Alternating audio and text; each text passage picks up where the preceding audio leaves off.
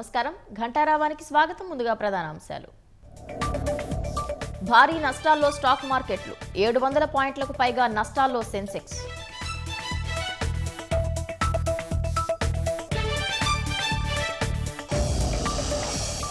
కాకినాడ జిల్లా ఏవీ నగరం పంట కాల్వలో లారీ బోల్తా, రసాయన వ్యర్థాలు నీటిలో కలవటంతో అధికారులు అప్రమత్తం.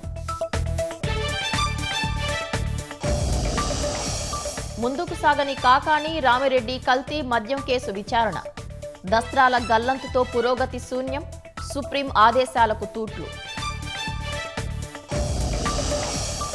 నాసా నుంచి సునీత విలియమ్స్ పదవీ విరమణ, 27 ఏళ్ల సర్వీసు అనంతరం రిటైర్మెంట్.